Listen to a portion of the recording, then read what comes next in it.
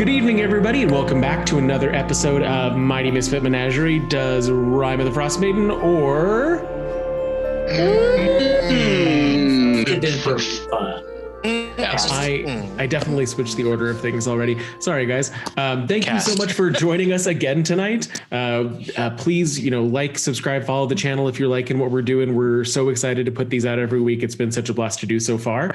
And without further ado, let's hop into our recap of what happened last week. All right. So we finished out the cave. We were like, let's look at the rest of this. Let's just check, make sure everything's been found. So we found some cool archaeological notes and some ancient cave type drawings, all depicting the frost giants' sacred end to their journeys at this place. Maybe we should have taken some of that. I mean, information is important, but oh well. We're not that smart. I know, we don't care about no info. We were like, dang, we missed the 600 gold.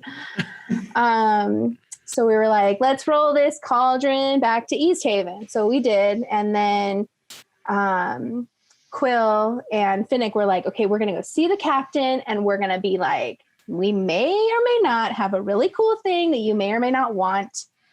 Let's talk. So find her. She also has to meet with the town speaker, Waylon. And so that was nice. They met him, and he has an assistant, Prudence. Very cute. Hopefully she's not, a backstabbing person like some of us think. Not me. I inherently trust all females immediately. So I'm digressing. I think she's a rat. I think she's a rat for sure. Okay. So they were like, we have this cauldron and it does this amazing thing. And they were like, cha-ching, hard eyes, boom, boom, boom. So Finnick and Quill negotiated a very excellent selling price of 5,000 gold pieces. Well, gems, was it 2,400? No, it's 2,500, right? 2,500 and then an additional 2,500. So 5,000 total. It is 5,000 altogether, right? Yeah. So he was like, I got 2,500 now, and I'll give you 2,500 in a couple of days because I'm wily. And we were like, okay, but you're in charge of the cauldron, and we're still getting paid even if somebody steals it from your rink-a-dink town. And he was like, I don't think so. So we're like, okay, I guess we'll wait, we'll guard it, and make sure we get completely paid. So he sets it up in the dungeon. We set up a watch. First night goes cool. There's like some magic-y stuff that like we feel, but nothing comes of it. The next day we do a little shopping because we're like, we got paid. And so I got a few things. Quill, I don't know if you want to talk about what you got. I got a fancy new breastplate and brushed iron that is not shiny, so it will not glint in light. And then I got my skull silver plated. I think that's it, really. So your skull's shiny now. Yeah, it's my house for Dr. Shivers, MD. So. MD. And then I believe also your wizard spent all of his money at that point as well. But I got some spells. And suggested a party finder was subsequently shut down. Hard. Like, I didn't even want the money, but no one wants to save. I said that I would help. I think this is we just need to see our investment. I just don't think this is the kind of group who's going to let somebody be in charge of the money. That might be the case. Mm-hmm.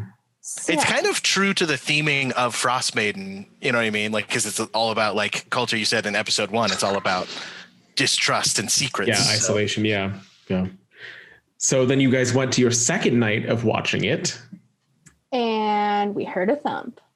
And Prudence came over and she was upstairs and she was like, hello, what's this other cauldron here? And then Quill goes up and then he's like, there is another cauldron up here. That's weird.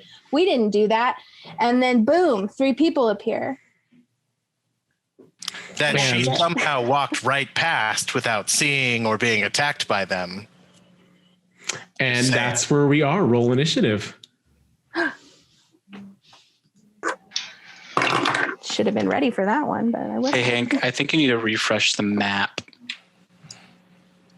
I moved Jesker, but it hasn't updated on the map yet.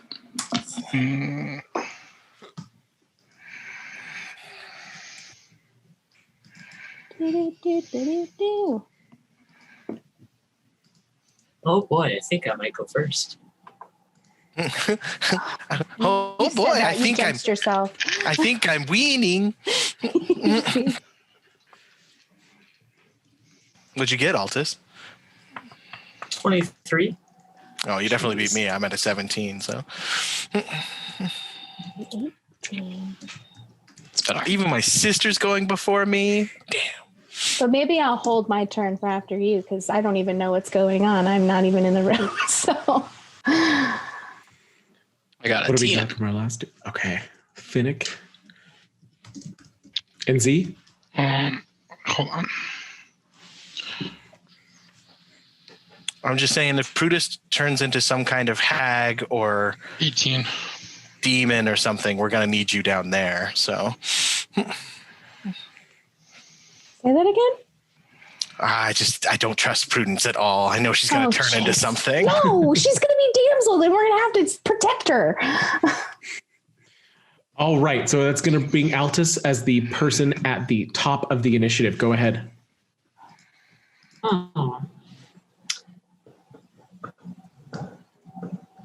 Have we, to clarify, have we seen what these people are? Do they, and anyone that like looks like anyone I've seen in the town spending my time the day before or that day being out and about or anything? So as you see upstairs when you're looking, it looks like they are all dressed in winter weather clothing and all holding weapons. But beyond that, there's nothing that really like sparks a memory. Okay. Size-wise, they all appear to be human. Okay. Upon seeing them with weapons drawn, I'm gonna, I guess, draw my rapier and put a hand out and, as a free action, ask, who are you and what are you doing here? They each look at each other, and the one grabs the cauldron that's here in front of the Charlton masthead and starts to drag it towards the staircase. At that one, I'm going to... Our staircase? So they're up here. There's a staircase there. Yeah. Okay. It's like a table, that other thing in that room. Well, no, I was just confused because like we've obviously seen them and they're just going to keep trying to replace the fake cauldron. No, those are stairs up, actually. Yeah, that is just silly boys. Tempest? Unless Altus, you have something? Yeah, as he goes to grab the cauldron and you said he's moving it towards our stairs? Yes. Oh, yeah. I'm going to point and I'm going to say, this one's on the house, and I'm going to toll the dead. Oh, dang. Okay. That is that's a 15 for his wisdom save. Pretty sure that saves. That does save. There's an odd, like, ambient noise of almost like a heavy silence that seems to ring for a moment, and then he shakes his head and continues moving. Tempest? Okay, so I would have heard Altus go, what are you doing? Or what are you doing here? Yeah, I think he wasn't being quiet. Mm-hmm. No, I was shouting. Okay, so I'm going to take double movement. I'm going to go up these stairs. And I'm going to plant myself in front of this bro. All right. And I'm going to rage, take 2 damage. Oh. Excellent. That'll bring us down to Z. So I hate to be that guy, but that will hit Jesker. Oh. Bye, Jesker. I was just gonna say, can he survive two hit dice? I don't know. Let me check. Oh, actually, it's on my thingy. We'll have Jesker live or die on Finnick's turn. Z, what are you doing? I don't even see Jesker. Oh, there he is. Right here. Theoretically, he could be flying near the ceiling and thus out of the dome of the effect. Z, what are you doing? I am I'm gonna go out here, and if anyone that I do not know or trust enters, I'm going to throw a firebolt. Do you really trust anyone, though? Yeah, I do, actually. You guys all make me out to be this dude that, like, doesn't trust or, like, want to be trusted, but... Are you saying you trust us? I mean, yeah? Aww. Feelings mutual, for sure. Thanks. Hearing the like commotion from upstairs, Prudence steps backwards and she kind of looks at you and like point, which way do I go? Well, what are you trying to do? Are you helping us? Get away from the fighting. You go to it'd be her right. Okay. So she steps on that side of you. And she's kind of like keeping her back to the hall as she's watching to try to make sure nothing leaps at her. That's going to bring us to Finnick. Finnick is going to put us back up against this. Didn't Finnick get a 10? Yeah. I'm on 17. Oh, I'm sorry. I'm so sorry. I jumped right over you. I saw Tranquil and mixed you and your sister up. And I was like, yeah, we went there next time. It's okay. We do the same thing in Chronicles of Darkness. It's a twin thing, like. Okay, go ahead, Tranquil. Okay, so I'm going to move here. Both of us are going to move there. And then I'm going to have Dr. Schiffer's MD fly into this guy's square and do the help action. And then I'm going to attack him with advantage. All right, go right in. So Dr. Shivers is just flying through his face as a distraction as I attack right after. Oh, neither of those are good rolls. Does a 9 hit? It does not. No. All right. Well, as a bonus action, I am going to hex him for next time. This one is now hexed. And that's going to bring us down to Finnick. Down to me. He's going to saunter over to the wall, lean up against it, and look at the opening to his rope trick that he cast at the end of last turn and shoved the cauldron up. And just wait for anyone to enter the room. Okay, great.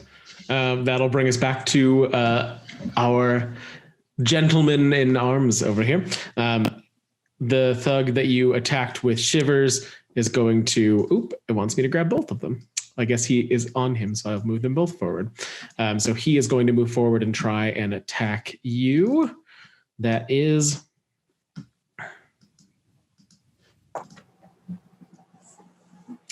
That's a 5 and a 13 to hit.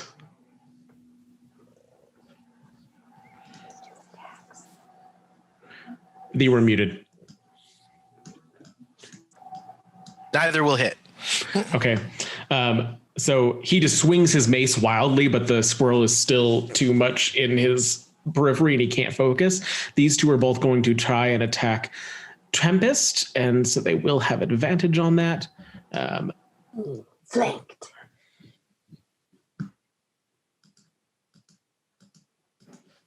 Both of them just swinging wildly as they go at you. That is going to be a 17, 21, 22, 7. No. All right, for 9 plus 8, 17 bludgeoning damage total halved for you. Okay. So I guess That's 8 bludgeoning damage? 8? Okay. Yeah, so they both just go nuts, swinging wildly. And the one momentarily forgetting his heavy cauldron. And that's going to bring us up to the top of the round with Altus. Altus help Tempest. That was the plan. Altus is going to be visibly flustered and upset, and I'm going to come down this way and attack this boy. Ooh, now we flank. And it's going to be, just with the rapier. And flanking is advantage? Yes, you got it. Perfect. So Coulter, line here. So Coulter, never mind. He technically left the threatened square. Thanks for bringing that to my attention. That would have been a 12 to hit. Does a 12 hit you, Altus? No, it does not. Okay, great. So yeah, the guy swings, still distracted by his squirrel. This guy's just not having a good night. So Altus, tell me what you got for the thug. As I'm running over there, I shout thank you to Dr. Shivers, and then I'm going to swing with a 24 to hit. That hits. Sweet. So let me roll damage. That's 7 damage, and then I can make a melee attack after a melee attack up to my wisdom mod times per day. So I'm going to do that again. And that one's regularly, not with advantage, right? That's still with advantage because you're still flanked. Sweet. Oh, how I needed that advantage. That's a 21. That hits. Altus has had enough of this. That's 7 more damage. Excellent. And that's my turn. All right, that guy is having almost as bad of a day as his friend. Tempest? Okay, I am going to attack this one. Can you guys see me doing that? It's not doing it. Hold when you do it. Left or right? That one. Got it. I got you. All right. I don't have advantage, but it's okay. I'll live. Hopefully. Wow, that was a really just a call to fate on that one. Okay, so that's going to be 16 to hit. Hits. With my axe. I'm going to do some damage. So that's going to be 11 plus 5, 16 plus 2 more fire damage. Sorry, you two Altus. That's well, okay. And both guys so plus 18. Altus. So 18 to one, 2 to the other one, 2 to Altus. Excellent. I'm so angry. He is bloodied. You kind of clobbered him. You're leaving gashes in the winter clothing that you can see blood starting to seep through. And that's going to bring us to Z. I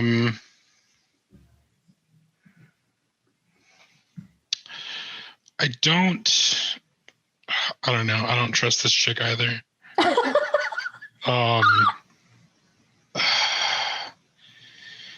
Can I get a wisdom saving throw from her? Okay. You gonna read her mind? Yeah. She's got to be distracted and distraught. Unless she's not, because she's part of it all. Is a 16. Right. That fails.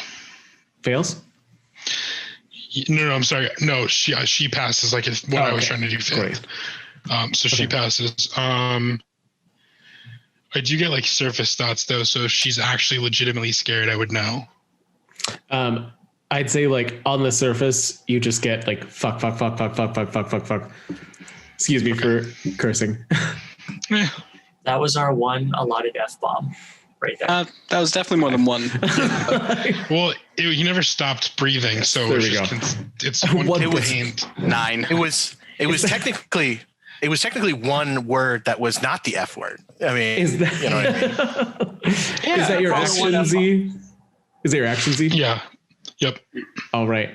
Let's go on then to Prudence. She takes a step away from you, still listening, and she has herself braced against one of the walls, and that'll bring us down to Tranquil. Man, I thought a 17 was a good initiative. I'm really near the bottom. I keep losing the map because I keep going back and forth. There we go. Okay. So this guy got up real close to me, so my whip is useless. So I am going to push my hand like this, and a blade of pure Shadowfell energy is going to pop out the other side. Dr. Shivers is going to go in and out of the guy's face again, and then I'm going to attack him with my Shadow Blade. All right. Excellent. With advantage, I have to roll D20s first, not damage. I don't know. I'm getting ahead of myself. It's just okay. confidence. That's a double 8 18, so 422. Okay, that hits. All right. All right. So that is 15, 16, 17, 18 plus 2, 19, 20. 20 damage. Yeah, he's kind of in the same condition as his friend that's over there. Neither of them looking like they're having too good of a day. And that's going to bring us from Tranquil down to Finnick. Finnick is going to turn to the next page of his book and continue to watch the area where the cauldron is, waiting for someone to come in. All right. Okay. The one down here looks at the one up there, and they all start to visibly show the worry on their faces that this is not going how it was supposed to go. And as that happens, you hear a window shatter if you're on that first floor. And then there's thuds in the room, and through this door over here, which you guys can't see because I was on the DM part of it, bursts 3 more people dressed in winter clothing. They look kind of hulking compared to the rest of them. And as they come through the door, the 3 folks that were here to drag that cauldron all look shocked. One of them raises a finger, points at Altus, and yells, "You!" as they begin their advance. This one is going to attack. This, in desperation, this guy here is going to attack Tempest again. And that's going to be... Wait. Who did they point at? The bearded guys pointed at Altus. Okay. Tempest, that is an Altus? 18 and that's 2 18s. Yeah, that's it. Okay. So can I, as a free action, turn to the normal non-bearded guys and go, "You guys can leave. That is an option." As you're doing that, Tempest, there's a crit and an 18. So those both also hit, I assume. So that's going to be 4 damage. So 8 damage total from the first guy, half to 4. The second one is going to be 7 plus 8 plus.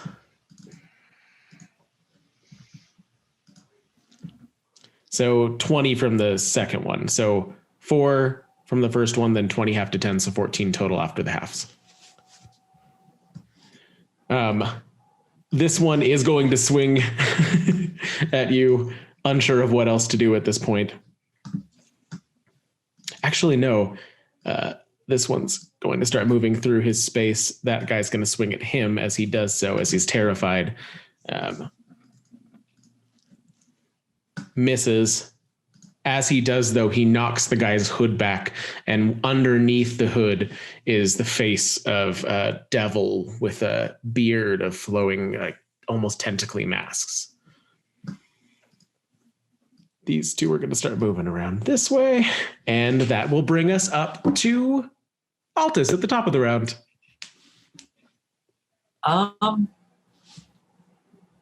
So I'm not sure what I did to be singled out, but Are you saying that? I'm gonna keep swinging at the guy in front of me. This guy. I'm gonna swing with my rapier.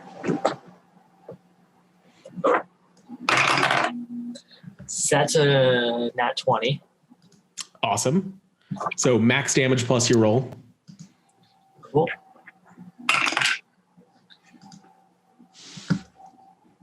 So 14 damage.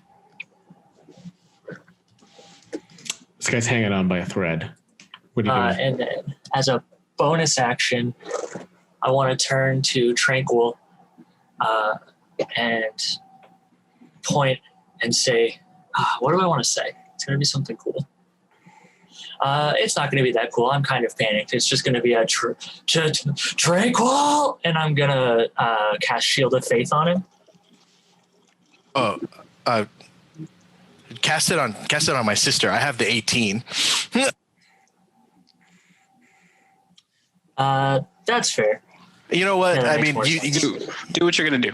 Yeah, do what you're gonna do, but it's funny. Let's flash back to episode 1 where I cast it on you, and you were like, "Don't cast it on me," and then you went and did all of the tranquil stuff, and it was great. All right. So who are you casting it on? In character, it's going to be reflexory to just throw it to tranquil. Okay. And I believe that'll bring us to the end of your turn, which brings us to the top of Tempests. Okay, so I kind of like look over my shoulder at Altus and raise an eyebrow and then attack the guy again to my right. 14 plus 5, 19. All right, that'll hit. 7 plus 5, 12. So 12 plus the fire damage is going to be 13 on that guy. And then the guy behind me takes 2 damage, and Altus again takes 2 damage. Right. So they're both down. Yeah! And those 2 that are in the winter wear and the one that's been revealed as a devil both walked into your aura and took no damage. And that'll bring us down to Z. They resisted to find. I would probably. I feel like I would have heard that window break and maybe heard them talking.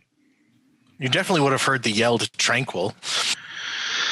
And a demonic voice shouting you.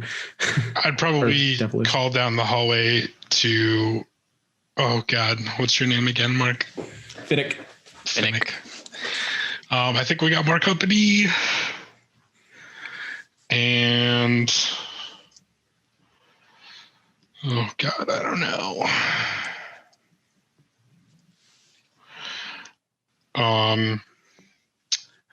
I just have a feeling I'm gonna cast Blade Ward on myself. Okay.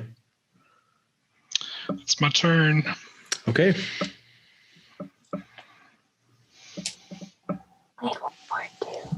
That's going to bring us down to Prudence, and she is going to hold her action until a trigger, and that will, or she is.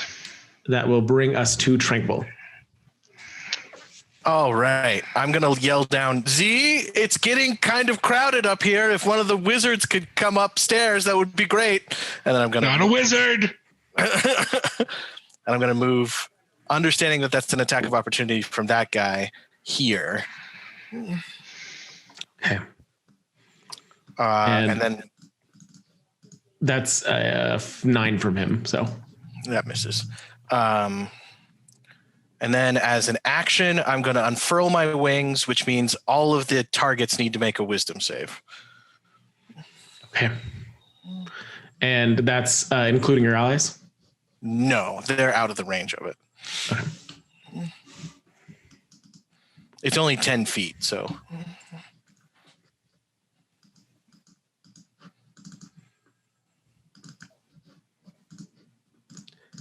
That is going to be the one that made the opportunity attack on you. Totally fails. There is a 2 from this one that you are directly next to, and then a 16 from this one and a 17 from this one. So those 2 passed. The other 2 are frightened of me. Okay. Excellent. So they'll need to spend their turns moving away from you, correct? No, they just can't move any closer to me, and they have disadvantage as long as they can see me. Excellent. All right. And is that the end of your turn, or can you do more? As a bonus action, I'm going to Hexblade's Curse, not Hex, but Hexblade's Curse this one. Okay. And I'm going to move. Hexblade's Curse is just a Hexblade ability. It lets me crit on a 19/20 and add extra damage equal to my proficiency bonus against that particular creature. All right. Sounds good. And then I'm also going to move Dr. Shivers onto that one. So, okay. I'll put him right there. Thank you. Okay, that's going to bring us down to Finnick.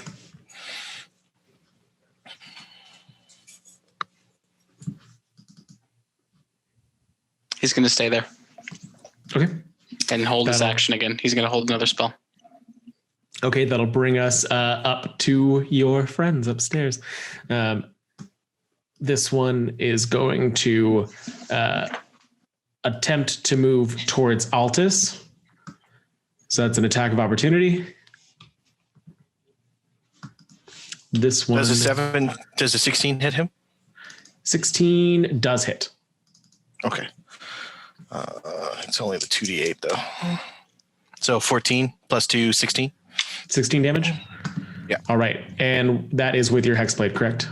That's with the Shadow Blade, so it's necrotic damage. Thank you. Okay. That's going to... This one, seeing you attack his friend, is going to turn and make an attack on you. My friend. Okay, does a 17 hit? And an 18 also, or a 16 also does not hit. 16 will not hit, no. It swings at you with a glaive, and then one of the tendrils of its beard tries to attack from the other side as you dodge the glaive, and both just miss, as this one is going to also move forward. 1, 2, 3, 4. He is the first. What the hell one did you do, Altus? Close enough. For here. real. And that is an 8 to hit on the first one and a 24 on the second. So I assume the 24 hits. It sure does. So his beard tendril just misses you, but his glaive reaches out for 10 damage. Okay, that's going to bring us back to the top of the round for Altus.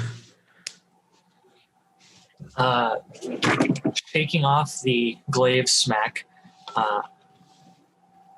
I'm going to cock my left arm back, and I'm going to go to basically smack him with inflict wounds. All right. And that's going to be a save from him? It's going to be a melee spell attack. Great. From me. Thank you for the reminder. I'm also reminding myself. Does a 17 hit? 17 does hit. Sweet. I think that's 3d10 necrotic damage. Yes. Oh, and also, I screwed up. The one that you did get in the last one is not frightened. So what's the damage for this guy? 18 necrotic damage. Okay, thank you.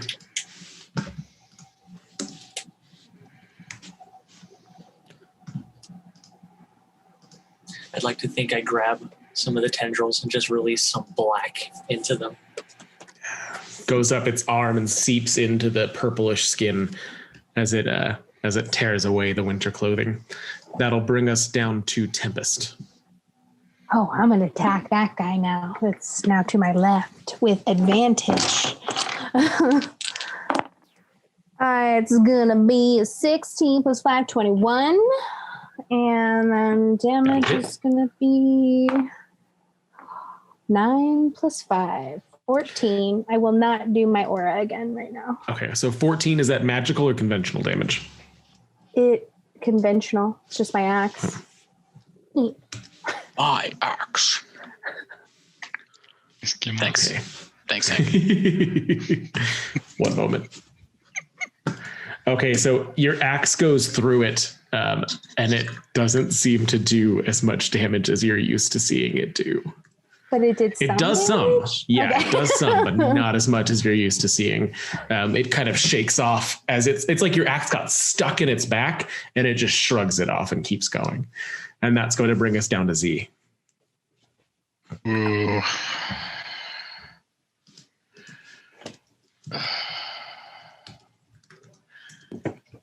So, question about the map. Does this stairwell overlay the other stairwell? So, like, if I were to move to the edge of this stairwell, am I actually here? Or do they if you're at the top of that stairwell, then you're there. They connect. Okay, so that'd be 20 feet to move there. Yes. I don't like this. But Tranquil said they need help, so I'm gonna move here. Can I see what is this right here again? Some guy. One of the guys. One of the bad guys. First, One that of was the original three. Yeah. Yeah. I don't know any During that different. last round, he just like shrugged against the wall, shivering in fear. Oh, right. Does he look like he's still scared and not doing anything? Like, is he plastered against the wall? Yeah, he's got his like hands out to either side, shaking. Okay, so I mean, he could also be, shaking from cold. I pretend to throw something at him, but I don't. Flinches. And I'm gonna attack this guy. Such a dick move. Gotta feel some kind of power somewhere, all right? I'm gonna throw a spell at him. Z, be careful. I don't think these things are affected by fire. Oh, good to know. Good thing I'm not doing fire. Does a 22 hit? Yes. Okay.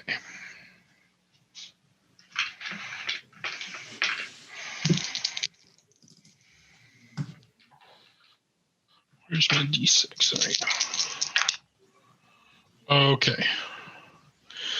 He's gonna take 12 psychic damage. Psychic damage? Yes. All right. And that's a spell, so would you like me to roll? Yes, please.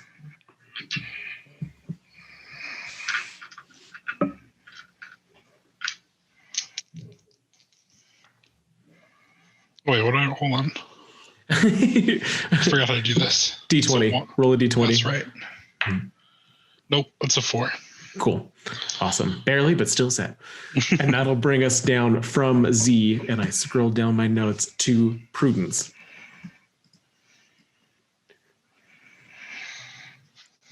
She's going to use a dash action and come through the door.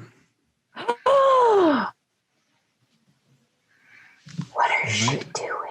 Finnick, did you have a held action there? Or Yeah, but I'm still holding it. Okay, great. She opens the door, sees you, and goes, "Oh, thank God you're okay. I wasn't sure exactly where everybody had ended up." I'm just fine, thank you. It's terrible what's happening upstairs. There's such a commotion. Yes. Can I help you? I just wanted to make sure that the cauldron was still all right. Cauldron? What cauldron? She looks even more confused as she starts to register that not only is she not alone, but there's not a cauldron in the room. And that'll bring us to Tranquil. All right, Tranquil's turn. Let's look here. Boom, boom, boom. Do I have anything else I want to do with the bonus action? I'm out of spell slots. I'm out of class features. So I just got to go ham on this guy. That I get advantage from Dr. Shivers from last turn's help action. So I get to sneak attack him. Oh, as a bonus action, I will move my hex from terrified guy to this guy in front of me, the bearded guy. Does a 16 hit? So does he have both Hexblade's Curse and Hex on him now? Yes. Okay, and 16 does hit. Okay. Where do my D8s go? Oh, there they are. D8s. Right, so 8, 9, 10, 11, 12, 13, 14, plus 4 is 18, plus 2 for my proficiency is 16, plus 2 for my dex mod is 18. Yes. Okay. All right, and that was with your Shadow Blade? Yes, and that's all necrotic. Just Excellent. necrotic. He starts to get this like pallid gray tint to him as it washes over his body. And that'll bring us down from Tranquil to Finnick. And then on my turn, I'm going to send Dr. Shivers over here to give them advantage on that guy. Okay. Cool. On this one? No, this one down here. They should already have advantage from being flanked, but if somebody else, I guess, comes in, then... I guess I'll just get advantage on my guy again then. That's fine. All right, Finnick. And then a point of order. So I have the rope trick, and then I have Tensor's floating disc right at the entrance, so no one can go in to Got it. Unless you break concentration on tensors. Yes. And I guess I'll burn the spell that I was holding, and I will ask, is her name Penelope? Right? Prudence. What are your...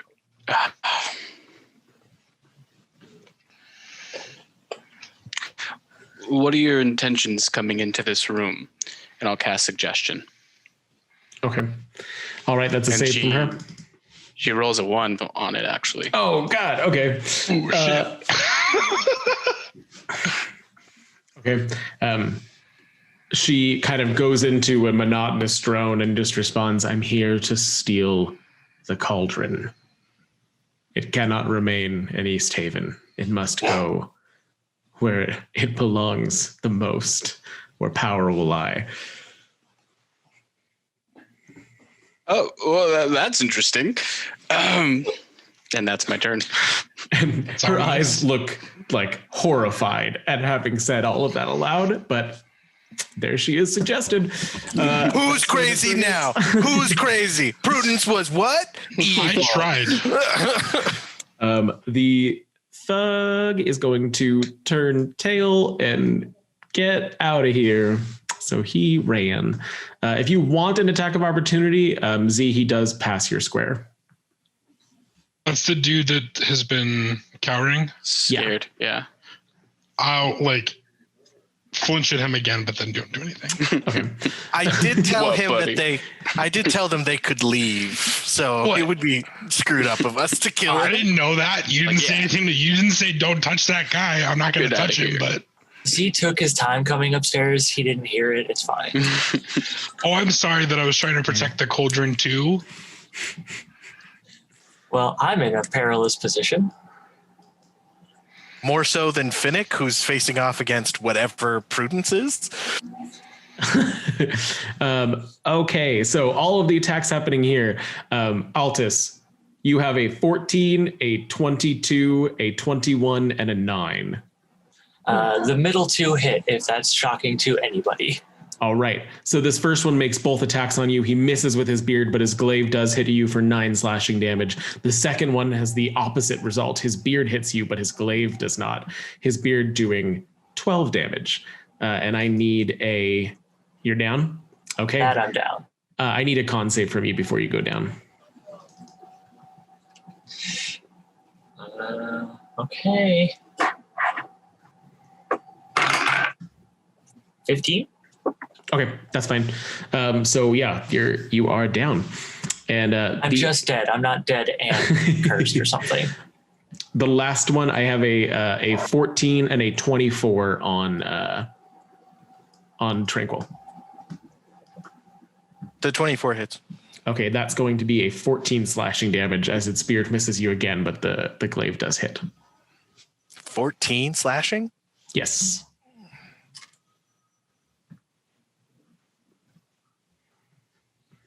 All right, that's going to bring us from them all the way back up to the top of the round. Altus, can I have a save? Wait, what about me? Tempest, you're after Altus at the top of the round. Oh, I'm sorry. I thought Altus just went, but that was him getting hit. Yeah, sorry. He had a save that he had to make against the effect of what that did to him. I passed my first death save. Okay, excellent. Tempest? Yeah, I'm going to go ahead and attack that one to my left. I don't have advantage anymore because he down? Yup. Probably? Okay. Yup. 20 to hit. That's dirty 20. That hits. And damage is 10 plus 5, 15. All right. And they're immune, so no fire aura. Again, it doesn't quite do the same that you were hoping it did, as you got a really good swing, but it just doesn't affect him the same way. And that's going to bring us down to Z. Oof.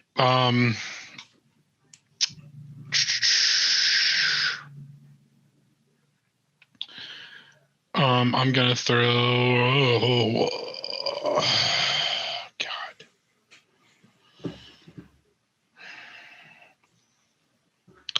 I'm gonna throw another spell at this guy here.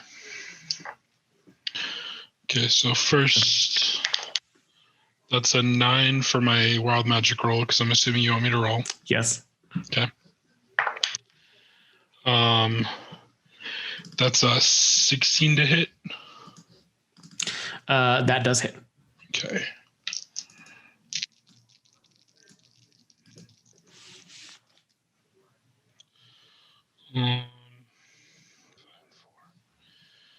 That's going to be, I can do math, 15 force damage.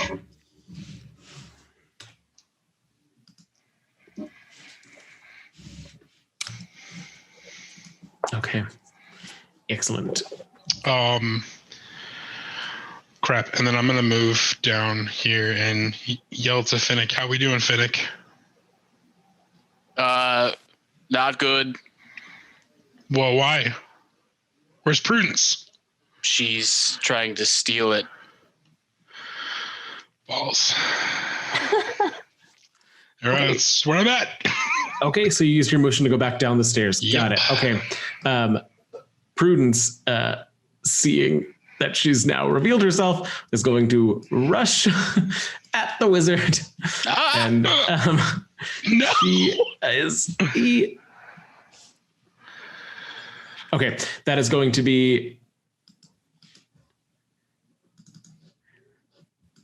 One moment. That is a 15 and a 12 to hit. Yeah, they both. Both? That's an 8 piercing damage and a 6 piercing damage as she draws her short sword from her side and attacks you with it. And can I get a con save from both of those? Yeah, I made it for both. Made for both? Okay, excellent. What were the... so repeat the damage again. Sorry, it was a 8 and a 6, both piercing. Okay. Thank you. All right. And she just kind of like ran screaming at you as she did that. And that is going to be tranquil. All right. So shit doesn't look good. I'm going to move straight this way, understanding that I might take an opportunity attack. Yep.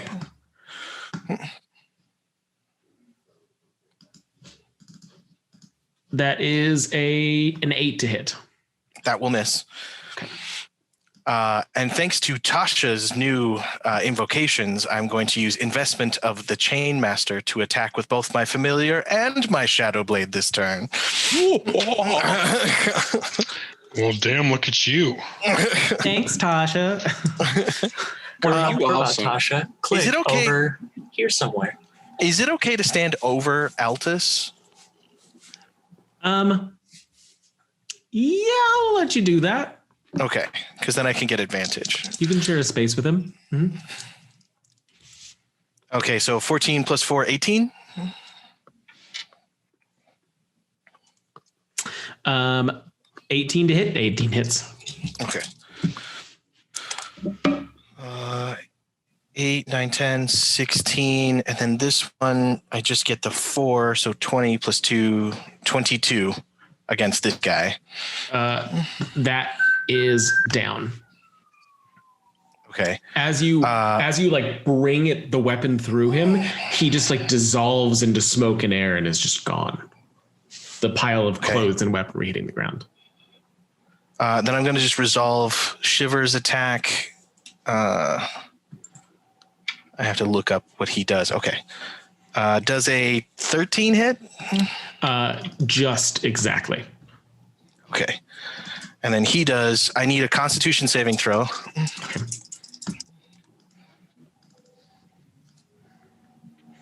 That is a 3.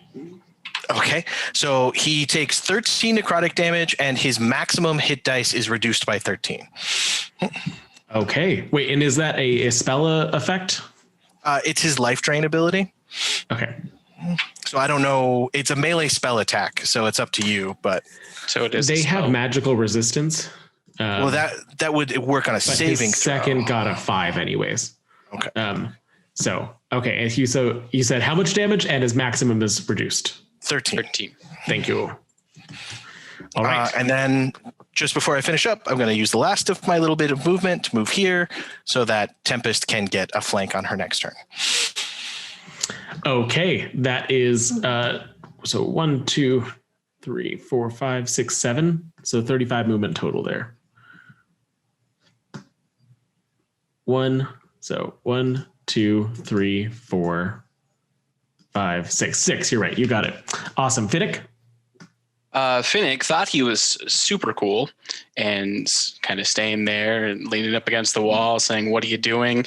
And then she rushed him. So he's panicking to shit because he's alone in here with this crazy lady. He is going to cast Tasha's Mind Whip. So I'd like him to make a intelligence saving throw. Okay. Whip. That is a 2 from her. Does not make it. Yeah, I would say not. No, she doesn't.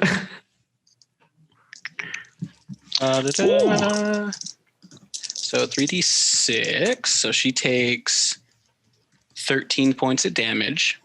Ooh, okay. And on her next turn, she must choose whether she's going to move, do an action, or take a bonus action, but she can't do all three. She can only do one. Nice spell. Okay. I like that one. Okay. Tasha's Cauldron of kicking ass. More like. Great. All right. And then he is going to be scared and stay there. Healed. All right. That is going to actually bring us to our devils. This one is going to come forward. The one that is facing Tranquil yells, "Just take out the barbarian. I'll take the author when we're done." And the other one turns to you, and that's Take going the to be what? I'll take barbarian. the author when we're done. Oh. Author. Hey, Altus, how you doing, bud? That is an 18 and a 24 to hit. Ugh. Yeah, that's well hit. Okay, that's going to be 21 damage total between the two of them, and I'm going to need you to make a con save. Okay. Con save. 17 plus 3, 20, dirty 20 for the con save. Okay. And you said 21. Do I have that, or you're just saying I take 21? You take 21 damage, yeah. Okay. There is you. Let me double check. You do have that, yeah. Oh, okay, cool. Beautiful DM. Yes, ma'am. Lovely DM. Can I retcon that I moved? Yes, but she will get an attack of opportunity. So she doesn't have reactions because of the spell. Oh, she doesn't have reactions at all. Nope. Okay, sure. Cool.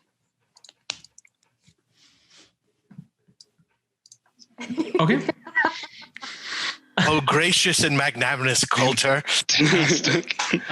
And back to upstairs here. That is a 21 and a 10 to hit. Who? Me? Sorry. Yes, Tranquil. Okay. The 21 hits, 10 does not. Okay. So that is 13 slashing damage as its spear just cannot land a gosh darn hit, but it seems to be able to make it with its glaive. And that will bring us off of them and on to Altus. Another save, please.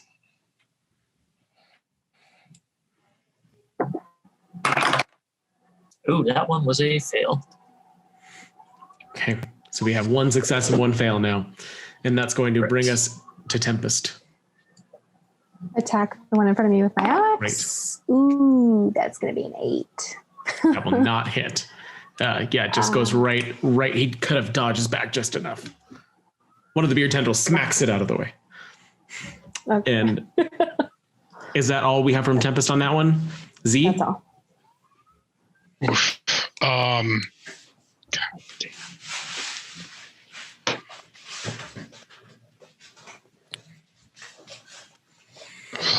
Did you hear any of the attacking that happened in that room? I mean, you hear me scream.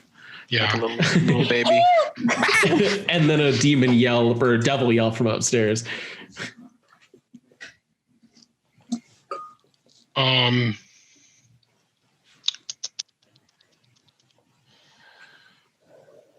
gonna go here. That's my full 30 movement. And we are going to go with, God, I don't know if she's immune to fire damage because I wouldn't put it past him. Chill touch. Does a 21 hit? Yes.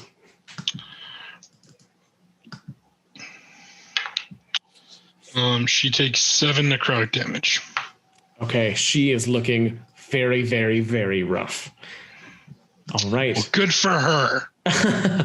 And that is actually going to bring us to her turn. All right, that's going to bring us to Prudence. She basically just looks horrified and then just takes a step towards Z, but can't do anything else. And does she get another save, or did it only last for one turn? It's just one turn. Okay. Excellent. Yeah. That's going to bring us to Tranquil. All right. On Tranquil's turn, he's going to move here, heal Altus for 4, because we desperately need healing up in this hizzy. Altus, we're back up at 4. I'm going to move Shivers over here, have him attack that bearded thing, and he gets advantage because it's a melee spell attack. And he is flanking with Tempest. Ooh, that's a 19. That'll hit. Go, Shivers, go. Which is 3d6 necrotic damage. 5, 6, 7, 8. So he does 8 necrotic damage, and then it needs to make a con save. All right. I also love the fact that Mr. Shivers like bites into someone and just like sucks their life energy out of them. Dr. Shivers? Dr. Shivers. Sorry. That's come on. An 8 for his con save. It's not going to medical that will school. also fail. So his max HP goes down by 8. Excellent. And the first damage was 13. Thank you.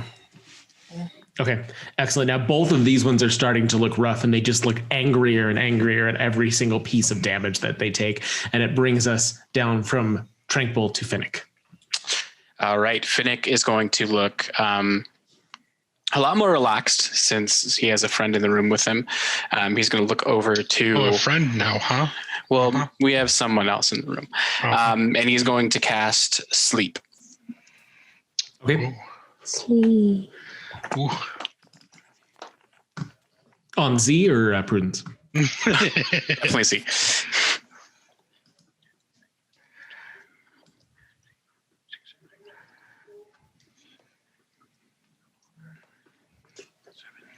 $37. She slumps to the ground asleep.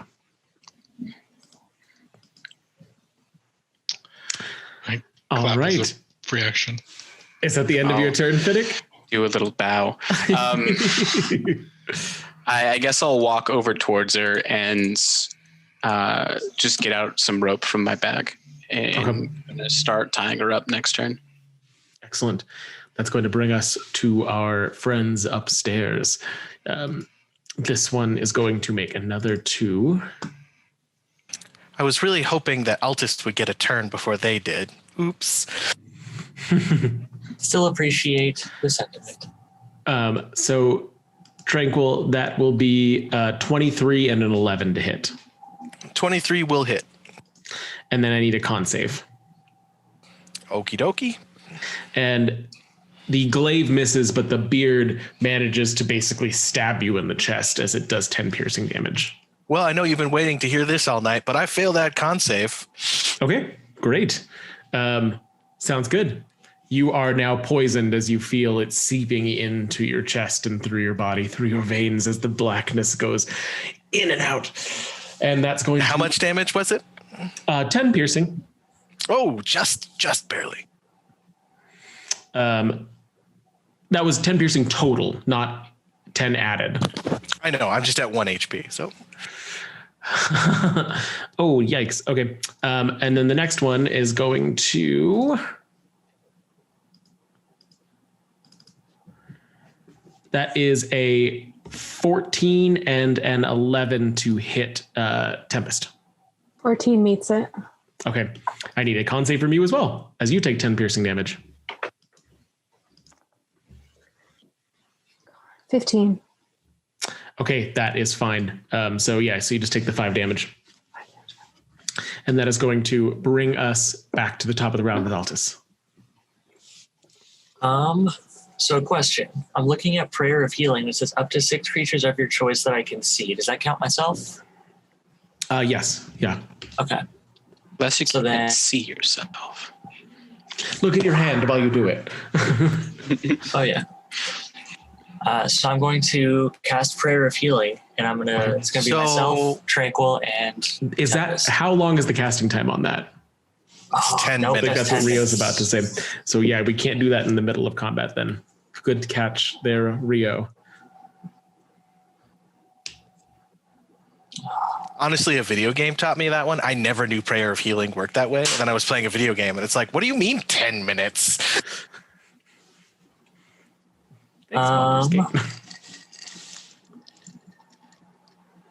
And just so I can learn more about D&D, can I bonus action healing spell and then attack with my rapier? Is that how order of things works? Okay. If it says bonus action, yeah. Yeah. So as a bonus action, I'm going to cast Healing Word, and that's going to be actually Tranquil. 1d4 plus my spellcasting ability modifier, which is a number that I know by heart. 1d4 plus 5. 9. Okay. As nice. it hits him, nothing happens. What? Because of poisoned? You feel it's like the warmth is like washes over you and then seeps past. Oh shit, guys. Well, I'm going to die. And now it's your action? I'm going to poke at the one in front of me with my rapier. All right. And that's a 23 to hit. That'll hit. This dice is very selective tonight. For 10 damage. All right. And with that, this one, the leader of the group apparently goes down. Oh, thank God. Okay. And that's going to bring us to Tempest. Boom. All right. I'm going to attack it again with my axe. It's going to be 23 That'll hit. to hit. 8 plus 5, 13 damage. Which, whatever. You are out of combat. Okay. Can we rule that I auto pass that, or do you want me to roll for it every turn? Or you didn't go down though. Oh no, but for the poison effect to end so I can regain HP. Oh, sorry. It just lasts a minute and then it'll be done. Yeah.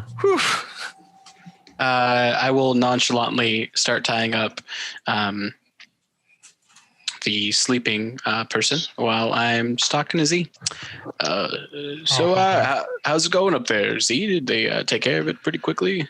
I mean, I don't hear anything happening now.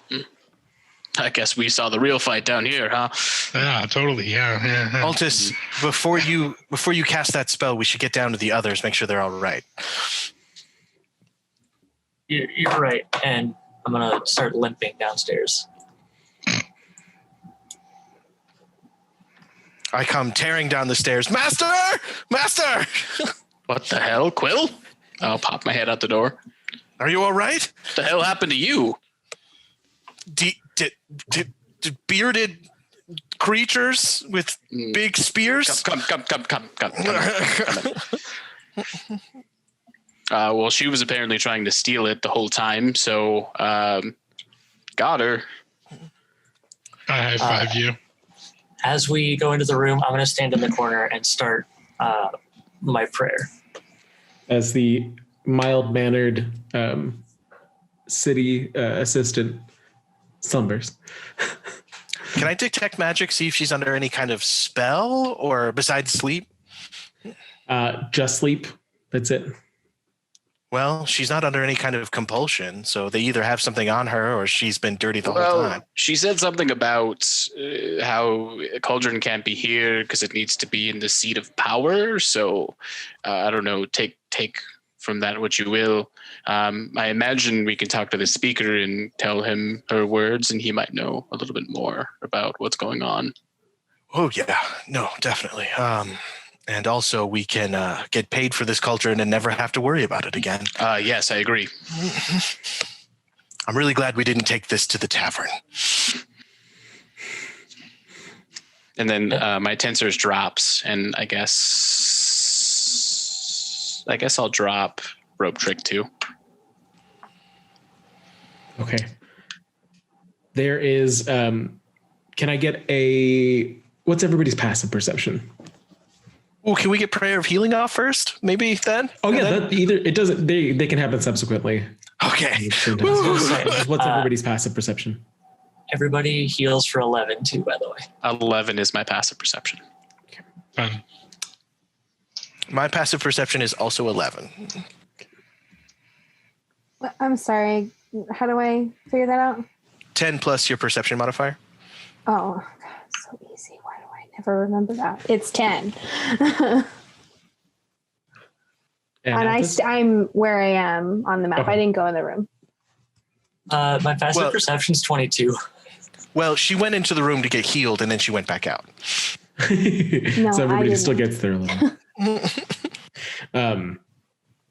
So Altus is the only one, as he's finishing casting this prayer of healing, feels this gust of wind and then hears a door slam somewhere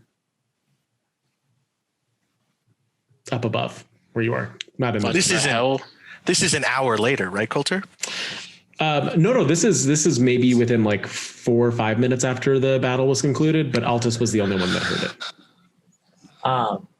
So everybody heals for 11, and then after I hear that, I kind of look around like, guys, we either have company or some weird stuff just happened upstairs. Did anyone else hear the door?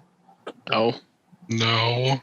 There was a gust of wind, and we should go check that out real quick. Is she okay? I'm going to point to Prudence. No, she's fine. She's just sleeping.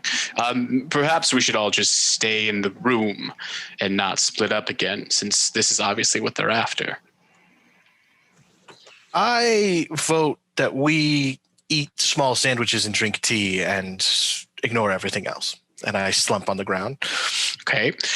Quill is out of commission, so I suppose the 3-4 of us, maybe, we can stay in this room and just hold the door. Hold. That's my vote. I vote we stay in and hold the door. Do you want to go get Tempest? Yes, I will. I will do that. I will send Shivers up through the floor so that he can be up on the first floor, see if he sees anything. Can you look through his eyes? Yes, I can. Okay. If you're just asking for his perception, there's no people. But if you look through his eyes, then there's other things happening. Okay. I look through his eyes because I'm laying down. Sorry, meta game. The ship's mast is gone. Oh. That happened really fast. They had 5 minutes. That's true. It's true. But there's no one else there, just the mast is gone. Yep.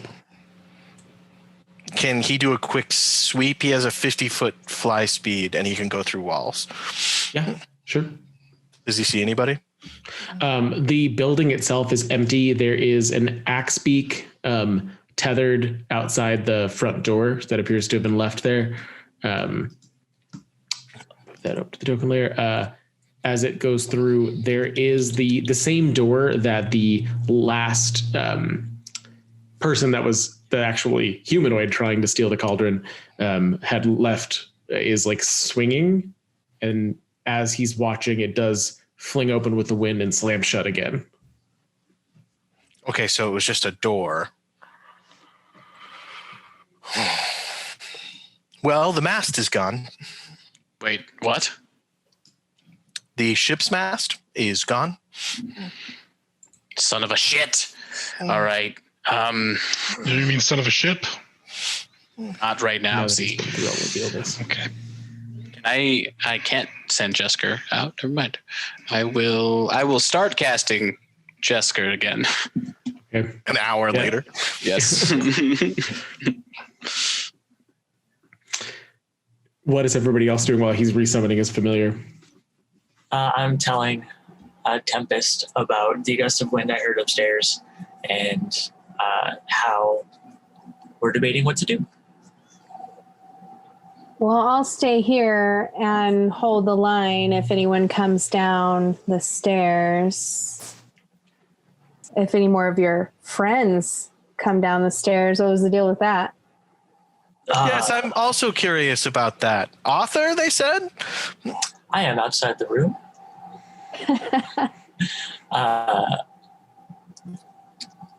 You were 10 feet away. I can hear you. I'm sorry, did someone say something? With his 22 passive perception.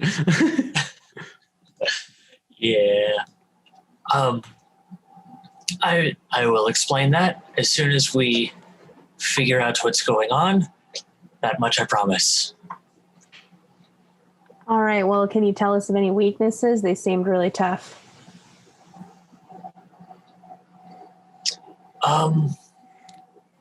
I have yet to learn of any. Let me actually double check that I don't know of any. I just squat down and cross my arms. No, you know where they came from and why they were there, but you don't know specifics about like what exact kind of devil or anything like that. Unless you want to roll to see maybe like history or arcana to see if you can recognize them, but that would be the only option. Yeah, I will absolutely do that.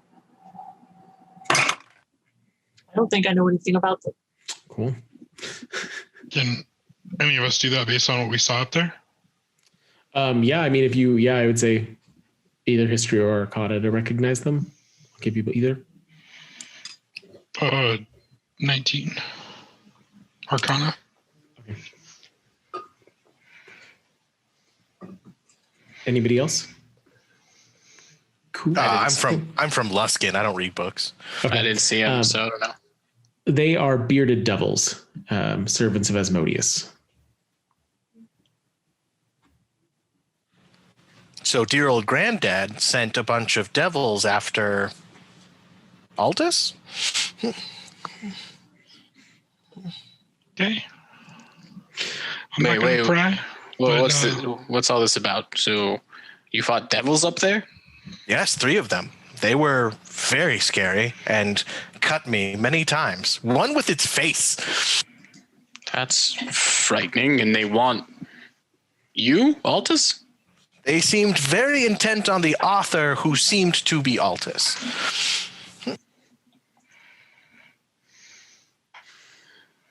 I would just like to point out for the record, if anyone has any secrets or things they're hiding from us that could get us all killed, now would be an appropriate time to talk about it.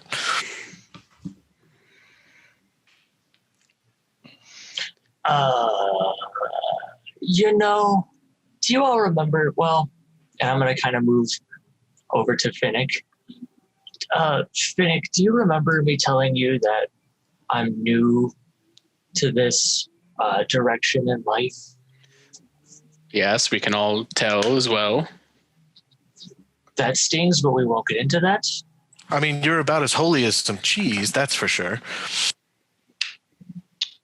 Oof. I'm not new to the studies. In fact, I may have penned what should have been award-winning expose. And in doing so, might have made some people quite mad at me. They deserved it. You mean devils? Master, what's an expose again? It's a book. Don't think about it too much. And yeah, I don't think that will happen again. What was the name of this expose? Should we go see what that gust of wind was? That's an interesting name. Do you want to try again? A gust of wind is a door flapping in the wind. We don't have to worry about it. Oh, well, thank Dr. Shivers for me. He pops his little squirrel head through the ceiling so you could thank him your damn self. Thank you, Dr. Shivers. It could have been a prize-winning piece. It did not win any prizes. Actually, it won me quite a few enemies. It was called the Hellbent Highborn. Have I read it? If you've not been down south in a while, possibly not, go ahead. I guess just roll straight intelligence to see if you would have come across it, because it's not really history yet. I'm going to use a luck point. Okay. We've been up here for 3 years, so I don't know if that affects anything. That's what, yeah, what I'm saying is like if it made its way up here, like straight intelligence check. Yeah. That's a 16. Yeah, it was a huge deal. Like he exposed several noble families in both Waterdeep and Baldur's Gate. Got people expelled from the city. Like the author mysteriously vanished. Everybody assumed he'd been killed. Altus, you son of a bitch.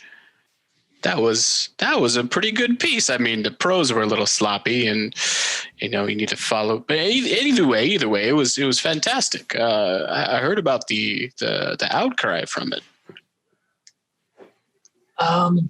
Yeah, and because of the target audience of the writings, I felt it best.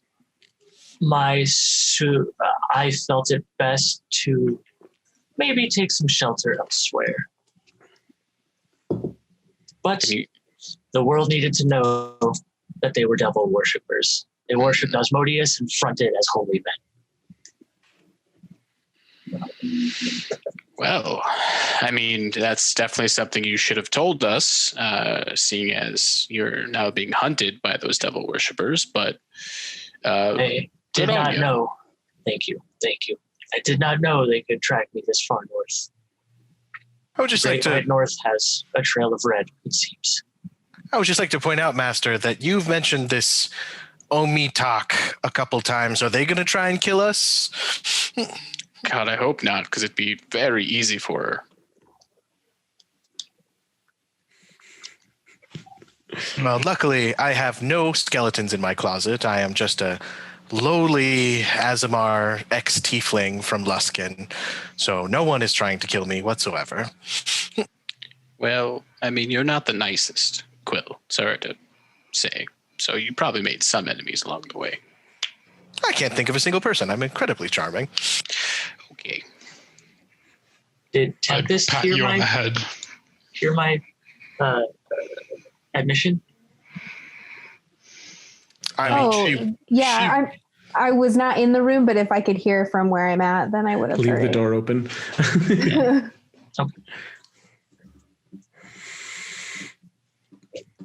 What would you all like to do the rest of the evening?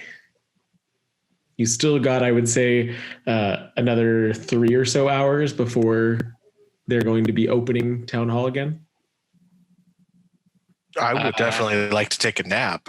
Yeah. And no one has brought me tea or sandwiches yet. I'll do a short rest, and then I'll stay up for the rest of the 3 hours. Okay. Take a short rest as well. If we short rest, then I'll take one for sure. Should someone be alert still? I can stay up. I didn't take any damage, so I'm fine. Okay, because I'm going to take one too. Yeah, no, you guys. So I'm going to plant myself right there. If something moves down this hallway, I'm blasting it. Something that I don't trust. But do you really trust anything? Remains to be seen. I believe, if I'm not entirely mistaken, nobody has gotten a long rest at this point then. Because you guys were interrupted. Since the night before. Yeah. Yeah, since the night before, yeah. So come morning, everybody will have a point of exhaustion. Yep. Master, I was able to cast that Shadow Blade spell I was telling you about.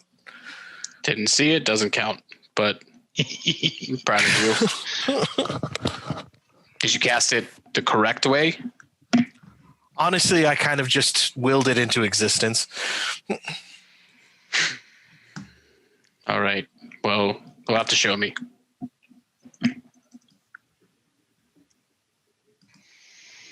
As not dawn, but the time of awakening begins to reach East Haven, and the city starts to come alive outside. The front doors are opened as, you know, the folks working in the town hall begin to make their way. One of the first is Captain Arlagoth, and you hear her walk into the main room casually, and then all of a sudden start running as she sprints down the stairs. You're all okay? Well, okay. Okay isn't the best term to use. Did the cauldron survive? If they took the masters, did the cauldron survive? We managed to save the cauldron.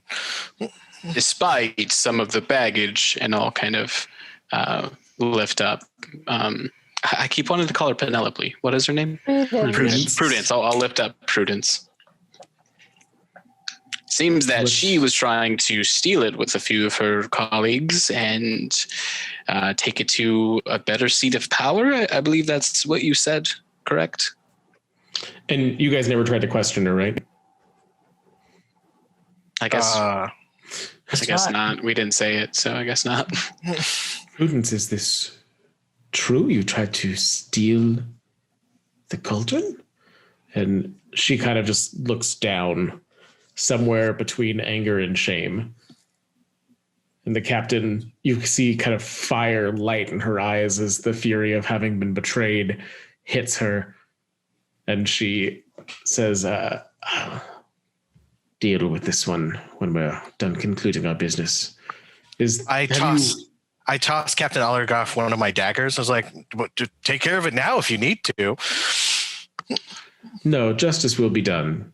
It will not be a matter of execution without trial. This is something that Waylon will have to weigh in on. It is not a choice I can make on my own. But I appreciate the offer. And she hands the dagger back. I take it the cauldron is on the ground again, or do you still have it up in the... Okay. Ground. Well, I think you have all earned your keep. It is a shame that we had to lose the ship's mast, but perhaps better... No, not better out of our hands. I don't even know. Oh, no, God, this is going to be so much paperwork. And she turns to exit the room and go back upstairs to try to start figuring out what the hell to do about the ship's mast. Did you have something you wanted to say? Master. Go ahead. To her calling out, where's the speaker? We need to get paid and get out of here. He'll be here. There are magical devices on the loose that could, I don't know, corrupt the innocent, bring townsfolk to ruin. I have to do some work. You have your thing. He'll deal with it. Yes, all of that. And also, I used quite a bit of rope to tie her up. So she stops at the top of, or like at the bottom of the stairs and looks back around the wall. I hand Finnick do you my want me rope. To smack him, or do you want? That's fine. No, this works. This is fine. Thank you. Before she goes, she does take Prudence roughly and like shoves her in one of the other cells and locks it with the key that she has on her, leaving her tied up, and goes back upstairs. So, I'm sorry. I thought she left. If you can bring the cauldron upstairs or leave it there, I don't care. Just wait with it and he'll be here. So, team and the author. Am I not? Why do we always single people out when we find out that they had something in their past? Do we really want to be those kind of people? Well, out of character, Tranquil is still mad at him from the first thing. So, I mean, that's not a new thing. from the author thing. That's still the old thing. We still haven't dealt with that. Haven't I apologized yet? No, we have not had any time alone yet. Your last alone time was with Finnick. That's right. Anyway, how concerned are we about losing the mast? Should we try and track that down? Very concerned. We need to track it down before it falls into... I mean, I'm not too concerned about the Durgar, but they're obviously working for something. Well, I mean, it's only been 3 hours. The trail shouldn't be too cold. Do we want to fan out, see if we can pick it up? I'm not leaving here without the cauldron. Well, put it in one of your little magic holes. That only lasts for an hour. We only need an hour to go look for tracks. Fine. I will cast the second level spell that I just recovered to cast a rope trick. And this time it's going to be very high, almost towards the ceiling, and then we will figure out a way to get it up there. Probably Tempest. Yep. I mean, we'll help. So are you all going to wait for, are you guys going to wait for Waylon to get there? Or are you guys going to leave? We're just going to look around the town hall, see if we can't find anything suspicious for an hour. Mm-hmm. See if we can't pick up the trail of the call. Because, I mean, the mast must have left a distinct, you know what I mean? Unless they teleported out with it, there must be some evidence. As you go upstairs, the captain is standing at the door and she's starting to direct the city guard as there is a clear drag mark that's starting to get worn out because there's a snowstorm that's been coming in kind of covering the town. But it's clear where an indent is that leads into the road before it hits some dirt patches. You can go ahead and roll perception to see. Perception to survival. Doing it through Jester's eyes. And that is a dirty 20. Okay. I got a 19 on survival. So to Tranquil, in the immediate, you can see where it was dragged from the building down the street, and it's heading southwards. Jesker from above can see that it just continues southwards down the main thoroughfare leading from Town Hall, and basically stops just before leaving town. But it's like the tracks faded as it kept going. Okay. It never diverged from going south. Hey, Coulter, can we see the 10 towns map? Sure.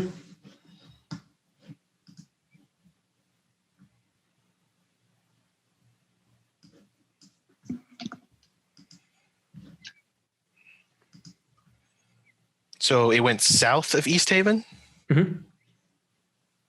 Well, if it went south, Master, there's nothing out there but just going tundra. Directly into the spine.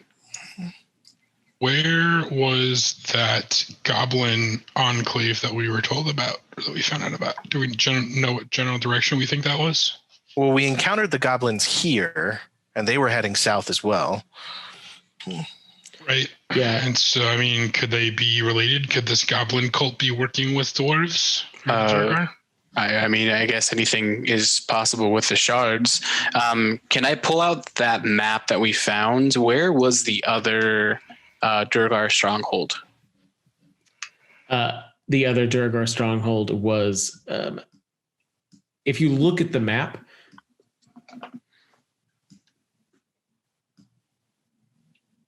can you see that?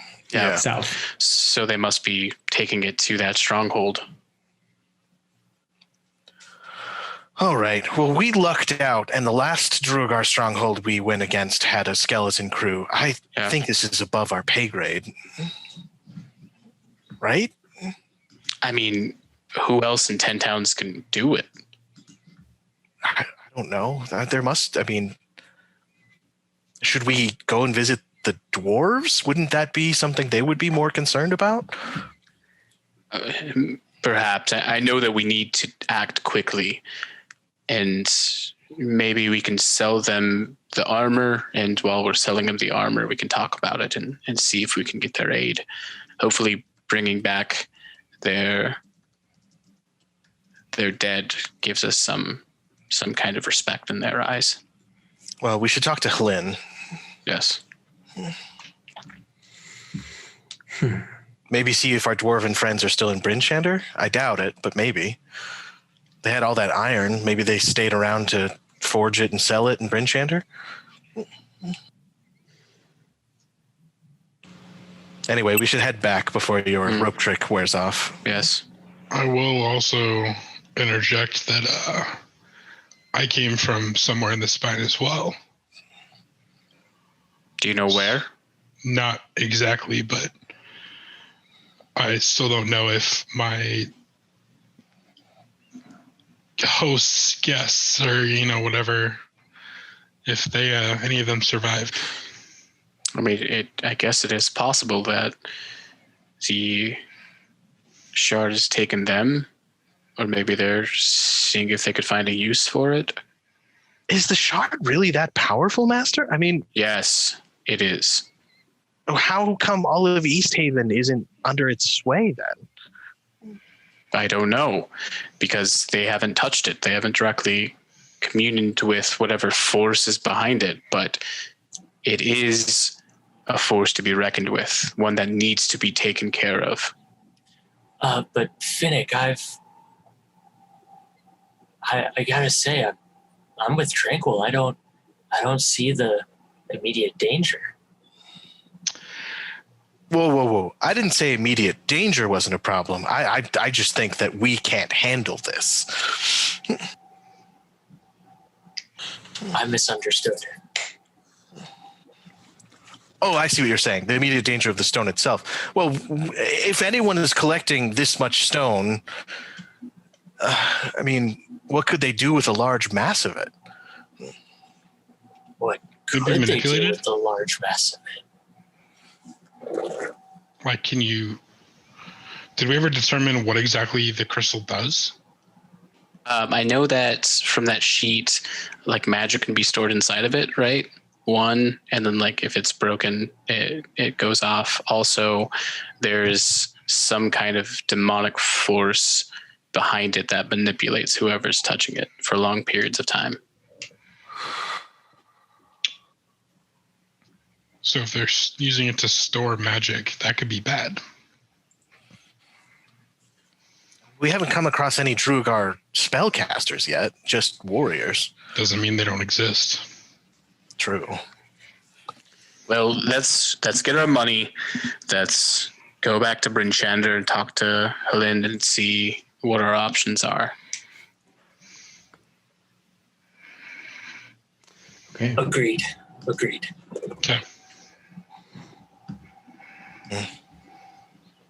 So, back in East Haven, you return to the town hall from the outskirts of town to a confused and angry-looking speaker standing outside the door talking to the captain, and she's like, "They were just here. I saw the cauldron in the basement. I know that they were just here." And him, this is another trick, another one of these, and he's like pointing downwards. Are you sure they weren't hired by her to handle this entire thing? And the captain's vouching for you as you all approach. Morning, good speaker. See, I told you they will where were you? I've been trying to vouch for you for a good 10 minutes here. And he's been yelling talking. We were ascertaining the whereabouts of your mast. You found it already? No. So fast. We did not find it, but we have the most likely scenario. We think they're going to another Durgar stronghold to the south. And we would ask for some semblance of aid from East Haven. Really, all of 10 towns should be behind this. They kind of look at each other. It is something that we would have to see what we can spare, but it is not out of the question, of course. And he, looking serious, let's wrap this cauldron thing up. I want to at least be able to announce to the city that we're having this windfall before I'm going to bring them all back into the darkness. Master, could this aurora and all of this cold, I mean, we blame it on Aureel, but could it have something to do with this crystal? As far as I know, this crystal's been around much longer than that thing has had its hold over 10 towns, so I don't think it's the same.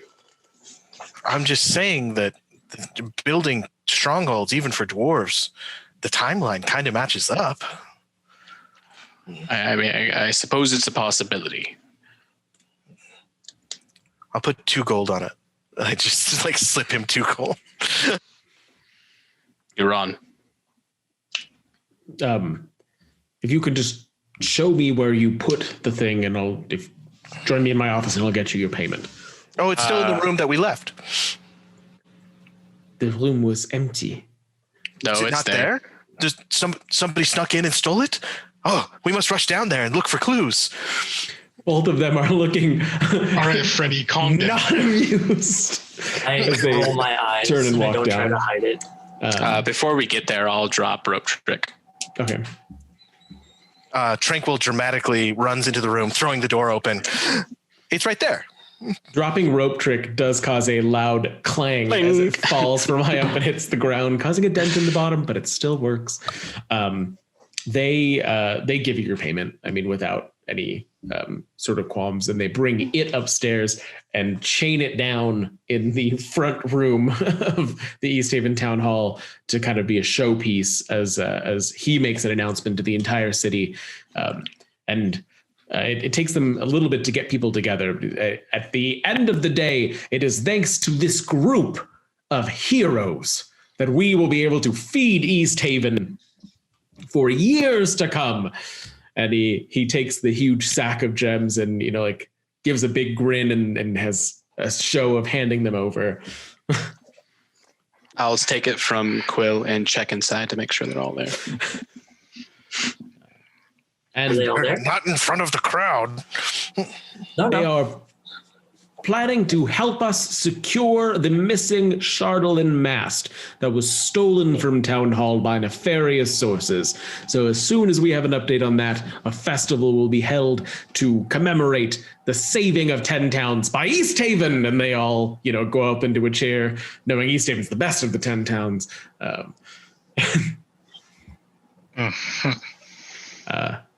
And he does turn after things slow down, but truly, thank you. This is incredible. You'll save many lives with this. Thank you. The captain says the same. I will see what I can gather as far as support for you, and we will, I suppose, go from there. We have the map that you left us before from the Durgar, and I will I'll see if I can send out some patrols to see if we can, catch tracks or something in the snow. I'll keep you updated as soon as I'm aware of anything else happening. You can reach us in Bryn, Shander. We've been away from home too long. Understandable. It is a short journey, but may it be a peaceful one for all of you. If you need to get a hold of us, Witch's Teat is where we most commonly are. Oh, the place with the little man. He's very aggressive. He's angry all the time. Yes. I mean, he's a dwarf. I don't know how much of that is one and how much of it is the other. I will send word as soon as I have some information.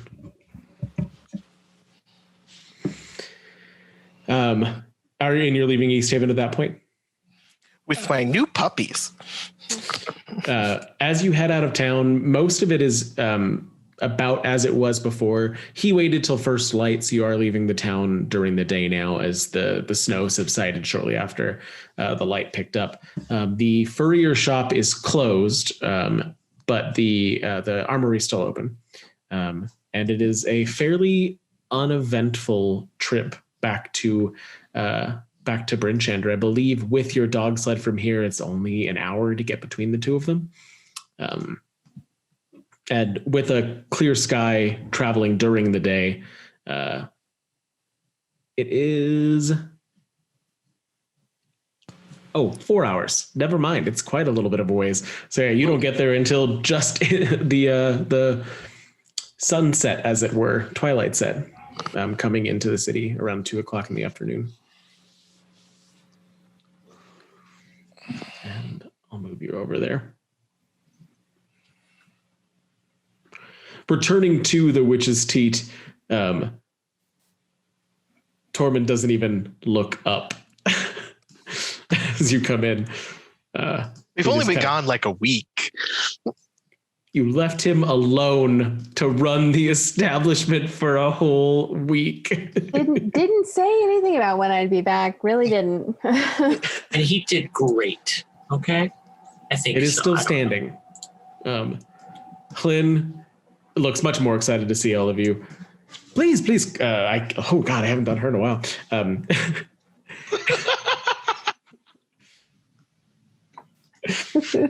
Come, pull up a chair. Tell me about your travels. Well, did you get the shipment we had sent? Yes, I believe I did. We're keeping it in the basement of the Witch's Teat. Is that what you wanted? I wanted to sell it, but yeah. Well, old woman. I don't read everything very clearly, or at all. Was there a note? I didn't check. Sorry. I sent couriers. I assumed they would have said something. That's what they were talking about market and more. I just told them to put it downstairs. Sorry. Well, we have more.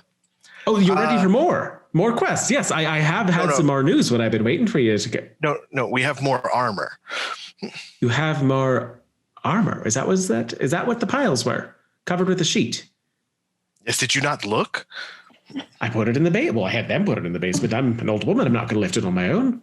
Hlyn, that was Druagar armor and weapons. Oh. Well, that's incredibly disconcerting now. I wouldn't have wanted to touch it anyway.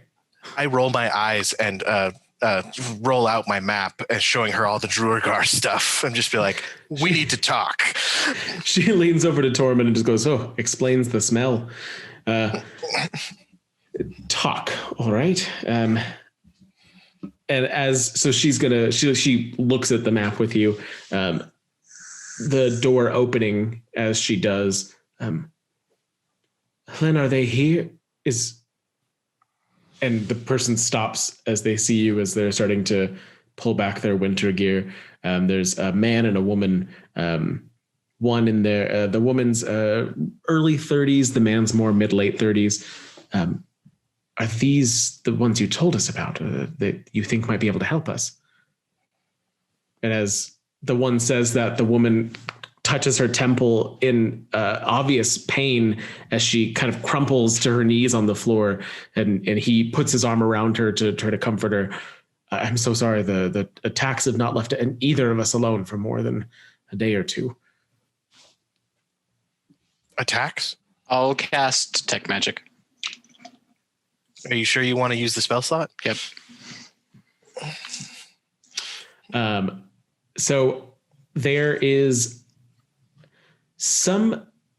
there's not magic emanated from either of them, but it's almost as if she's under like a psionic attack.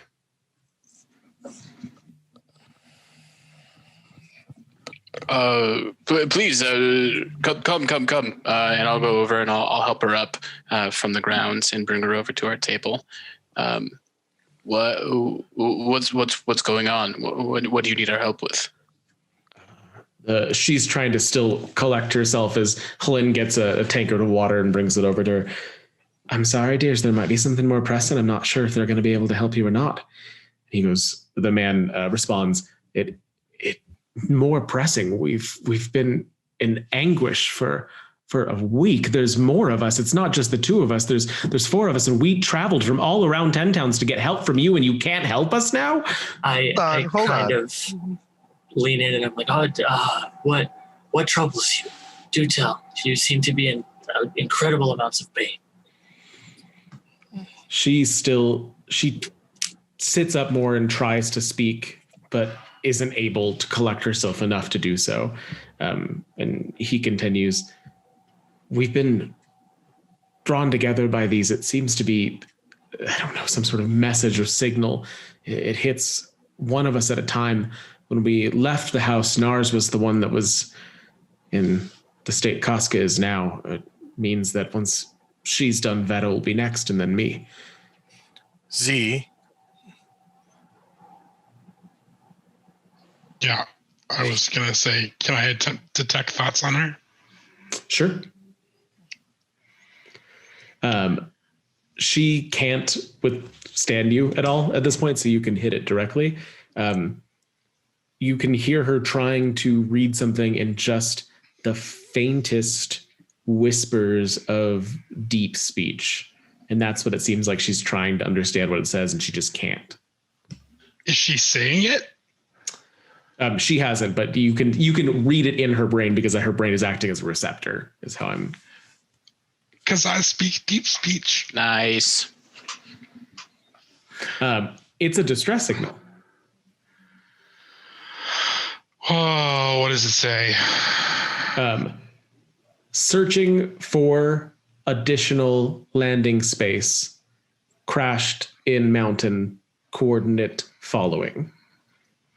And then it lists out a coordinate in a system that's not super recognizable, and then repeats over again. Searched for other landing space, unable to find, crash landed, coordinate to follow. And it just repeats that over and over again. I drop it and kind of like walk away a little bit. And just kind of like, I'm going to sit down in a booth or a table or somewhere. Z, what did it say? Apparently some of my captors survived, it looks like, and they're sending a distress signal. So more people from Ebion are coming? No, it's Etheon. I think that's what he said. Yeah. Eberron. And I don't think that they're from Eberron. They just happened to collect me in Eberron. Pretty sure you said Etheon before, but it doesn't matter. Did they say anything else? Like where? They gave some coordinates, but I don't understand how to decipher what the coordinates mean. Say them to Lynn. Maybe she can determine it. I'll pass the entire message back to Lynn. Doesn't speak deep speech, but when you translate it, she tries to understand. Whatever coordinate system they're using, it doesn't make any sense to me personally. It's not any sort of mapping system that I'm used to. There's far too many numbers involved. Yeah. But they all said it started with a comet last week. A comet went over the towns, landed somewhere in the mountains, and then it's all begun. I wonder if there's another ship. Well, okay. So let's take a step back. So we have Druagar collecting magic demonic crystals all over the 10 towns. And now a flying starship, right? I'm getting that correct? The flying starship. It flies stars. Yep. And powerful creatures that were holding you captive. Do they have a name? Etheralese, I imagine, is what they probably. I don't know. I wonder, Finnick, do you know what? Yeah. You told it to me before, and I know what an Illithid is. Okay. Yeah, they're not the nicest people. No, they're they called Illithids. They're nasty. You can plainly see they can get into your head, and it's not right what they do. Take an octopus, cut off some tentacles, replace someone's head with that, and then kind of cute, actually. I mean, it's cute until those tentacles like dig into their skin and eat their brain out. Yeah, but octopuses cannot do that.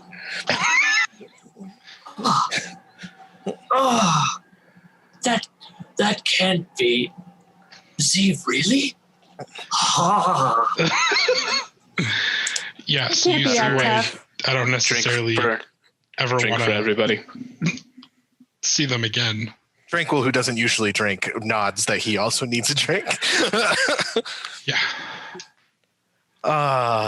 So again, above our pay grade, right? This is above our pay grade. Who else, Quill? I don't know, maybe send a letter to, I don't know, Waterdeep or something. They sound like they should be handling this. If we send a letter to Waterdeep, maybe just leave my name out of it.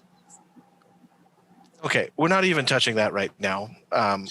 Understood. I would raise above our pay grade, but where does our moral grade land? Not very high. I mean, depends on how much they're paying. If I cast Comprehend Language, actually, I'll just cast Comprehend Language. Do I understand the coordinates at all? It is, I mean, he translated it exactly. It's like a string of like 30 numbers. Okay. It is. So it is a coordinate system, but it's not something that would be something that you could like recognize on a map. Okay. It's like latitude and longitude. We don't really have that technology. Mm-hmm. But I just didn't know if like Comprehend Language would have deciphered it, but apparently it didn't. The woman finally recovers after having heard you say cost 250 just to make it stop. 250,000? Shut up. And she just kind of slumps at the table, like just looking totally defeated. Can we draw a magic circle around her, at least take the pain away for a little bit? It's receded from her now, and that's why she was able to speak. They're Telvister and Casca are these two, and it seems to be rotating between each person. And is he next? Joined a different one. He's the last one in this cycle. So there's one of the people back at where they've been staying is now being afflicted by it. How long do these episodes last? It can range usually a few hours, but of course this was much shorter.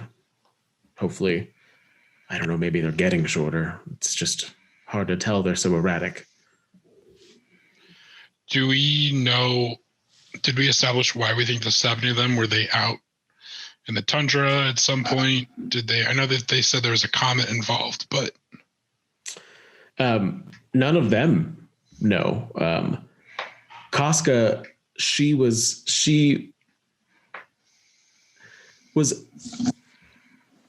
tells you kind of a little bit, each of them tell you a little bit about their background. She used to live in Waterdeep. She is writing a mystery novel about a series of fictional murders in 10 towns, and that's what brought her up here. She had worked as a psychic in the past, and that it hit her.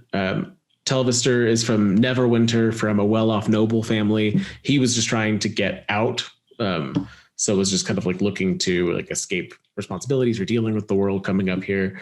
They tell you there are other two folks. One was a shipwright from Targos, and the other is an old trapper. So she's had psychic dealings in the past, but no, have you any of the other ones?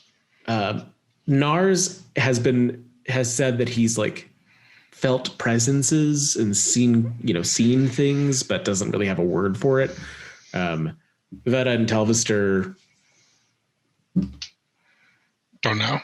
Yeah. See, you're tied into this kind of energy. If you maybe lowered your shields, do you think you would pick it up? What shields? I just assumed you had some way of protecting your mind. No. It's just odd that it would affect them and not you. That's what I'm trying to figure out. I would say if you tried to focus on like the signal itself, instead of reading it, trying to like pinpoint it or something, I would let you make a roll to try to figure that out if it hits one of them. Sorry, explain that again. Figure what out? So before you did like a mind reading on her to get what it said, I would let you try to make a roll to figure out where it's coming from. Oh, fantastic. So there's a cycle. So when is the next one supposed to hit? Do we know? Telvister says, well, if it lasted only 10 minutes on Casca, that would mean that Veta's possibly the same. And if Veta was only going for 10 minutes, and he just gets hit by it right as he's trying to figure that out. There we go. And kind of hits the same thing as her. All right. So I'm going to put my hand on his forehead, say sorry, but thank you. And what am I doing? Okay, go ahead and do an intelligence or a wisdom roll. Just straight. Because you're trying to get a feel for what it is and a lock on what it is. So I would say that. 15. Okay. South by southwest. Straight into the spine. Yeah, I passed along. It's southwest. It's straight into the spine. Right in the middle. Well, looks like we know what we're doing tomorrow. And Bryn Shander is further west than East Haven. So if it's south by southwest of Bryn Shander, it's going to be a little bit more west than what due south from East Haven would be. Yeah. Okay. So not necessarily the same spot as the Duergar? Or would it be the same spot as the Duergar? It's going to be hard to tell from the map that you have. It depends on how accurate that was. The map that you had put the Duergar, and I'll bring you back to that page real quick before we wrap up. The map that you had put the Duergar near just like directly south of East Haven and a little west. What he's getting is like directly south of Bryn Shander. Okay. So like in this area? Yeah, it's going to be west of what that map says, unless that is not totally accurate. So I think we can probably assume that these are not related. No, but it seems like we're going to have to take care of it for 250 gold pieces, you said? She nods as she kind of rubs his back. Okay. All we could get together. It's all you could get together? Yes. And so it will be perfectly fine. Thank you. That's all the money you guys can muster? Yes, and it's fine. I'll just... Whoa. Hang on a second. Quill. This goes Hang above on a second. Money. Casca. Above money. If you would just let me finish, does that mean you guys won't have money to survive the winter if you give us that? Okay. Elvister's been trying to write to family to see if they can send more, but we haven't been able to get a message beyond the spine yet. If you get extra money from your family, we'll take that. And not the 250. Let me reiterate. Yes, we are going to let you keep the 250, but if you can get more, we'll take that as payment. Thank you. I hope this helps. And I'll put my hand on his head and cast sleep. Yeah, he kind of slumps into the table. And she starts crying softly. Hope I didn't make that worse. That is where we'll end tonight. Can I do one thing really quick? Mm-hmm. So like we'll say we go back to like our to sleep or whatever, and I kind of peek because Altus lives with us, right? Yeah. Okay. So I kind of peek in on Altus. I'm like, hey. Yeah. Yes. Did you really get a bunch of rich people kicked out of their houses and exiled into the cold? Maybe more than that, actually, but something like that, yeah. For one of the first times ever, you hear Tempest like really laugh. That's pretty hot. And I go to bed. And on a little bit of a happier note, that is where we'll end tonight. Thank you all so much for tuning in. We always are so excited to see people watching the show. Please feel free to please comment if you have any questions or comments or anything for us. I will say I did change the rules on the bearded. It changed. I did change the rules on the bearded devils, so I know that there might be some comments on that. Thank you so much to our patrons who have been helping to sponsor the episode, keep us going. We're excited to be able to put that to use and getting new equipment soon, hopefully. Thank you to Sparky, David Lugo, Daniel, David, Scott, and our newest patron, Rio's mom. My mom. So there's a link to the Patreon as well as to all of our social media and whatnot in the description here, where we've got like a meme page and a Twitter that Jake's running for us. Best like meme that. page. So again, there's lots of ways to reach out if you do have any questions or comments, even aside from Patreon. So thank you all so much for supporting us in all those different ways. It's been so great to have. And with that, we actually have a tagline tonight with our first tier there. And that tagline was roll for initiative and say your tearful goodbye. And with that, we will. Good night. Bye. Tearful goodbyes. Bye. Eventually cry.